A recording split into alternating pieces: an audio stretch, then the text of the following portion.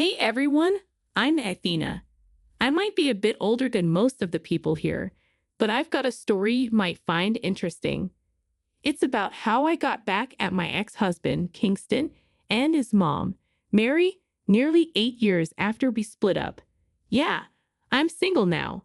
My marriage and divorce really shook me up, so I'm not in a rush to jump back into dating. But I'm feeling pretty good about getting even with Kingston and Mary. I met Kingston through a friend at work. He was my friend's cousin, and we hit it off at one of his family parties.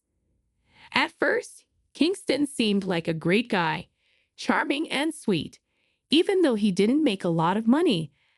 I thought he was a good person, so I decided to give our relationship a shot. Things were amazing at first. We were like the perfect couple, always together and crazy about each other. But as time went on, Kingston started acting strange. Instead of being affectionate, he started making weird demands. He said, "Why do you live so cheaply? Athena, you make plenty of money, but you never spend it on us or yourself. I'm surprised your friends even want to hang out with you. You don't meet their standards." I replied, "I've told you before, Kingston, just because I earn more money doesn't mean I should blow it all on fancy things. I have plans for the future, and I like saving up for them. It's not about hiding money. I just prefer to be responsible with it. You're just being selfish and not sharing with me," he accused. "That's not true, Kingston. I do treat you sometimes, and I don't ask much in return." I defended myself.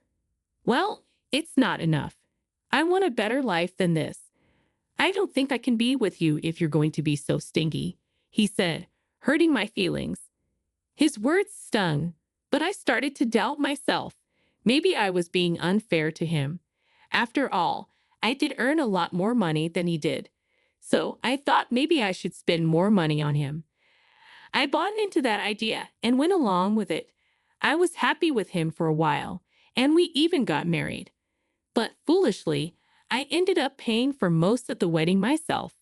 I also ended up covering more than 70% of our household expenses.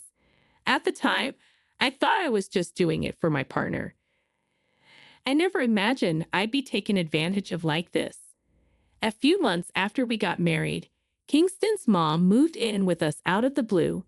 She just showed up with her suitcases and declared, "So, Athena, you must be surprised to see me here. Well, I'm going to live here from now on." I was shocked. "Wait a minute, Mary. Who said this was okay? You can't just barge into our house and make decisions like this." But Kingston brushed it off, saying, "Calm down, Athena. I invited Mom over. She'll be staying with us now. Why are you being so dramatic? It's just my mom. She can't work forever." But we never talked about this. "Kingston, why would you decide something like this without discussing it with me?" He replied, "Look, you earn enough money to take care of the three of us." So, without even considering consulting me, Kingston insisted that his mom living with us was my responsibility since I was the one with the money. He basically said he didn't need my permission to bring her into our house. I was really mad at both Kingston and Mary for disrespecting me like that. But I felt stuck. Our house was rented in both our names, even though I was the only one paying the bills. Kingston hardly ever had any money to contribute. In the 5 years we were together, he never once bought me a gift. Now, I'm not saying I need fancy presents, but his lack of effort in our relationship really bothered me, especially after we got married. And on top of all that, I was stuck footing the bill for his mom, who didn't even help out around the house. One day, I couldn't take it anymore. I vented to a coworker about Mary and Kingston, and I noticed his expression change. It was clear he was hiding something. When I pushed him for more details, he dropped a bombshell. Kingston had a gambling addiction and had even lost his previous job for stealing money to fuel this habit. I felt like my whole world was crashing down. At first, I didn't want to believe it, but then he sent me screenshots of their conversation. including pictures of Kingston gambling with other girls around him. It made me feel sick to my stomach. I went straight home and confronted Kingston. I said, "I know all about your gambling, Kingston. I'd also know you got fired from your last job for stealing. What's wrong with you?" He scoffed. "Oh, please, Athena. Not everyone wants to be a middle-class worker like you. I'm going to make millions from gambling. I'm getting pretty good at it. Soon we'll be rich." I couldn't believe what I was hearing. "You're out of your mind, Kingston. How are you even getting money to gamble with?" He replied, "Oh, your savings account had some cash in it. Came in handy for my games." I was stunned when he admitted to stealing from my savings. One betrayal wasn't enough. There was another one coming. I had no clue Kingston was secretly dipping into my hard-earned savings. It devastated me. Started yelling at him for touching my money. I had worked tirelessly for years to save it, and now it was all gone because of Kingston's gambling. As we argued, Mary came over to see what was happening. Not surprisingly, she took Kingston's side. She said, "My son is smart. He'll make it big through gambling. You're fighting with him for no reason. Your money is his money, and he can spend it as he pleases." I was livid. No, absolutely not. That money was earned through hard work and sacrifice. It contributed almost everything to the household. I didn't even know Kingston lost his job. He stole my money to gamble and pretended like he still had a job. "Don't talk about my son like that. He's doing you a favor. You're not capable of being successful on your own. Only Kingston can make something out of his life." "You're useless," she retorted. "You've got some nerve calling me useless when all you've done is use my money. Neither you nor your son have helped me this past year. I've shouldered the family on my own, and this is what I get in return. I'm done with both of you. Kingston is just a failure who will never amount to anything in life. I'm leaving." That's when I made up my mind to divorce Kingston. Despite loving him, the betrayal was too much to bear. Plus, I couldn't stay with a man who had no qualms about using my money for gambling. Truth be told, I had been feeling weary of our marriage for a while. I knew Kingston would never change. He had proven that to me. So I made the decision to file for divorce. But getting a peaceful divorce turned into a nightmare. My ex tried everything to make me stay, from begging to blackmailing me about splitting my assets and paying alimony. His mom joined in, harassing me to reconcile with Kingston. It took months of legal battles for my lawyer to convince him to drop the alimony and asset-sharing demands. I threatened to press charges for stealing from my bank account, which finally made him sign the divorce papers. In the end, I lost a lot of money because of his gambling habit. But that didn't stop Kingston and Mary from hurling one last insult my way. They said, "You haven't won, Athena. You're nothing but a worthless witch. You might be earning a lot now, but one day I'll be richer than you, and you'll have to beg me for money. We won't forget this insult, Athena. You abandoned my son and me when we needed you. One day, you'll pay for it. Mark my words, Athena. Kingston will be more successful than you." I replied, "Let's wait and see what happens. A day will come when I'll make you eat your words. We'll see who ends up begging." After the divorce was finalized, I left my job to start fresh in a new state. I didn't want to be around Kingston's cousin anymore. Got a new job offer with a promotion, making it even more appealing. Over the years, I saved diligently, working hard and climbing the corporate ladder. After 8 years, I had enough savings to invest in the company I worked for. Following a meeting with company executives, I became a director. It was like a dream come true. Meanwhile, I heard Kingston continued his gambling habit and lost whatever little money and assets he had. He and Mary were moving to my state to escape their creditors. Kingston ended up marrying a wealthy heiress, Riley, whose father was a business associate of mine. Kingston complained about Riley and was suspicious of his new son-in-law. He also resented Mary and considered her a freeloader. I kept quiet, knowing it wasn't yet time to confront Kingston. I was leading a good life until I received an unexpected call from Mary. She informed me that Kingston had applied for a position at the company where I worked. I was curious to see if it was finally time to give Kingston his just desserts. Mary's call confirmed it. She gloated about Kingston's new life, saying, "Hello, Athena. This is Mary. I hope you haven't forgotten me." I replied, "How could I forget my dear mother-in-law, who mooched off me for 3 years and helped her son steal my money? Long time no see, Mary. What's this about?" Mary continued, "Remember how you called my son a failure? Well, he's married to a beautiful girl and found a new job that pays him $120K per year. My son has become successful. It's your loss." I couldn't help but laugh. Her words were so ridiculous to me. Most of what she said was a lie, but she didn't realize I already knew the truth.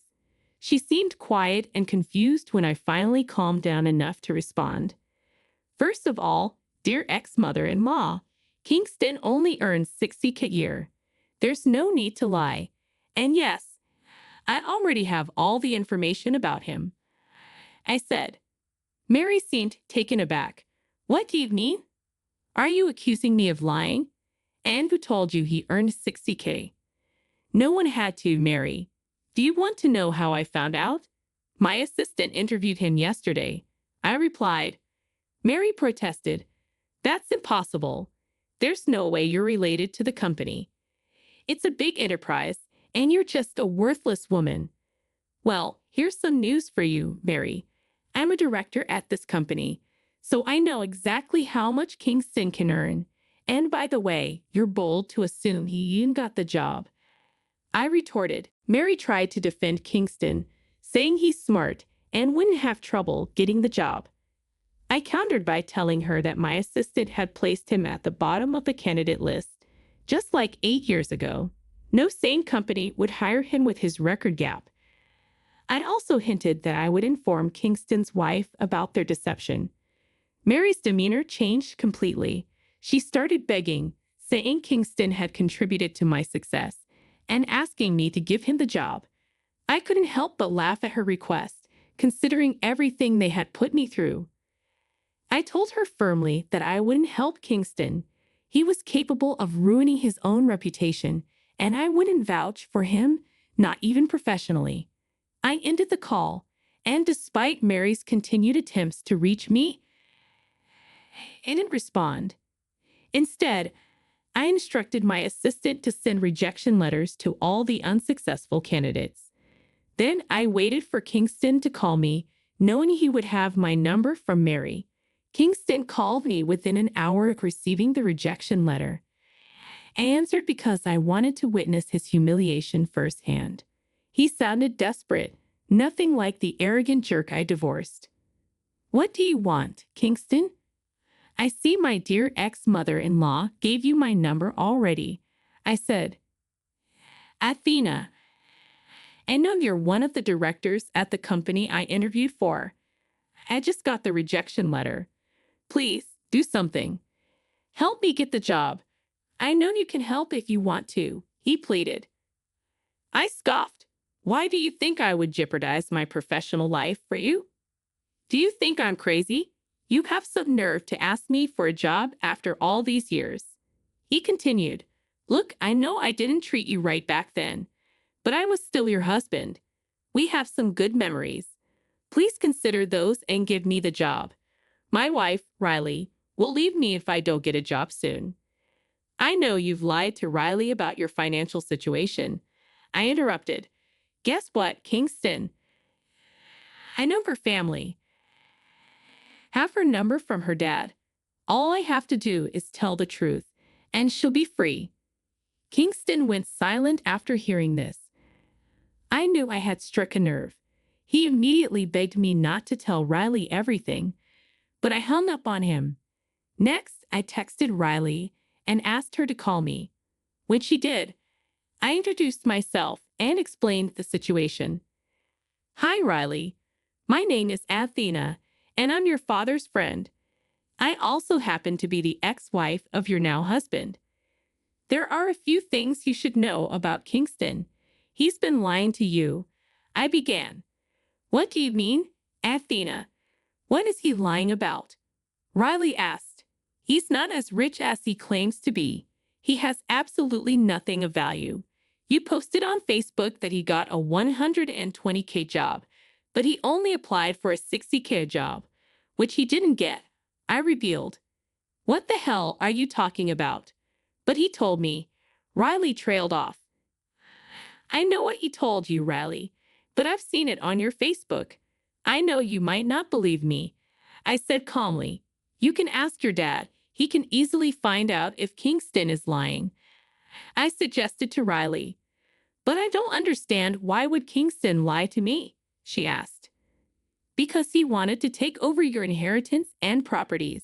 He always wanted a luxurious life for himself, and he's a gambler. I explained. Unfortunately, we divorced because I refused to fund his lifestyle and support his gambling habits. His mother supports him. Anyway, I don't know what he told you, but that's the truth. You can ask around if you're doubtful about me. I don't want you to be stuck with a liar and a loser. Thank you for telling me, Athena. I'll dig for more information and find out, Riley assured me. Also, don't worry. I made him sign a prenup and only agreed to remove it once he gets a job. Looks like that won't be happening after all. With that, I finished my part of the revenge. The aftermath was glorious. Mary and Kingston initially kept calling me, begging for my help, while Riley uncovered the truth herself. Riley and her dad confronted him and then filed for divorce. Since Riley still had the prenup in place, none of her assets would go to Kingston. Instead, he would have to hire a lawyer to work through the divorce. Mary and Kingston continued harassing me until I threatened to expose them online, which made them stop contacting me. Last I heard, Kingston still comes by our company to see if there's a position open. I also heard from sources that Mary and Kingston are now constantly fighting about money problems. I guess now Mary will finally know what it's like to be stuck with a man-child for the rest of her life.